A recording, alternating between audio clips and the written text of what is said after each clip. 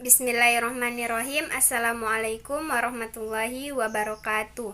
Perkenalkan, nama saya Muli Asih, NIM 200110047. Saya dari kelas 3B. Di sini saya akan membuat video guna memenuhi tugas UAS mata kuliah deteksi tumbuh kembang anak. Di sini saya akan menjelaskan materi tentang gangguan tumbuh kembang anak. Nah, penyebab gangguan pertumbuhan yang terjadi itu bergantung dari jenisnya. Beberapa gangguan ini merupakan kondisi genetik, sementara lainnya bisa muncul akibat kelainan hormon serta buruknya penyerapan nutrisi oleh tubuh. Nah, ada beberapa gangguan yang terjadi pada anak. Yang pertama, perawakan pendek. Biasanya ini terjadi pada masa kanak-kanak. Perawakan pendek atau stunting merupakan kondisi gangguan tumbuh pada tinggi anak yang tidak sesuai dengan seusianya. Biasanya anak akan tumbuh dan berkembang dalam 2 tahun pertama kehidupan. Kemudian melambat sampai mereka melewati masa pubertas. Faktor yang membuat anak pendek mungkin karena keturunan, dan mereka tumbuh lebih lambat dari biasanya.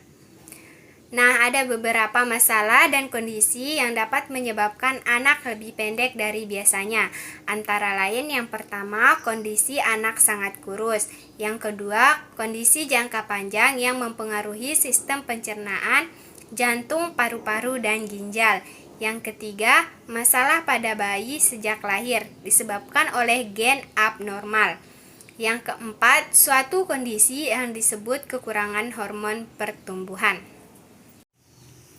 Yang kedua yaitu autisme. Gangguan ini disebabkan karena adanya gangguan otak yang menyebabkan anak sulit untuk berkomunikasi dan berinteraksi.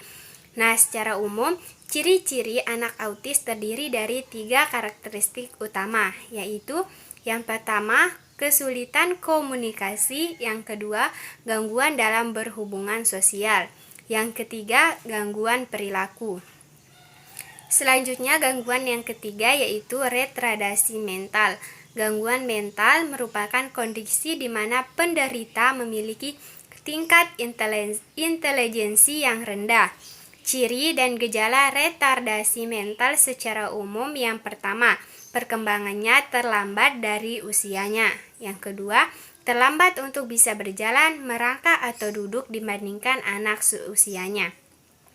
Yang ketiga, sulit belajar bicara atau cara bicaranya tidak jelas. Yang keempat, punya gangguan daya ingat. Yang kelima, tidak memahami konsekuensi atas perbuatannya. Yang keenam, tidak bisa berpikir logis meski sudah dewasa, masih berperilaku seperti anak-anak. Yang ketujuh, tidak punya rasa penasaran terhadap hal yang terjadi di sekitarnya. Yang kedelapan, sulit mempelajari dan memiliki EQ di bawah 70. Nah, yang kesembilan, tidak bisa hidup mandiri. Gangguan selanjutnya yaitu gangguan pemusatan perhatian dan hiperaktivitas atau GPPH. Nah, gangguan ini adalah gangguan di mana anak yang menderitanya mengalami kesulitan pemusatan perhatian. Anak dengan kondisi ini seringkali bertindak tanpa memikirkan dampak yang akan terjadi. Mereka akan sulit menjadi tenang dan lebih ceroboh. Itu menjadi karakteristik yang umum pada anak dengan gangguan pemusatan perhatian dan hiperaktivitas. Gejala anak yang cenderung memiliki GPPH terbagi ke dalam 2 jenis. Yang pertama, gejala inatensi, yang kedua, gejala hiperaktivitas dan impulsivitas. Sekian dari saya, kurang lebihnya saya mohon maaf. Wabillahi taufiq wal hidayah. Wassalamualaikum warahmatullahi wabarakatuh.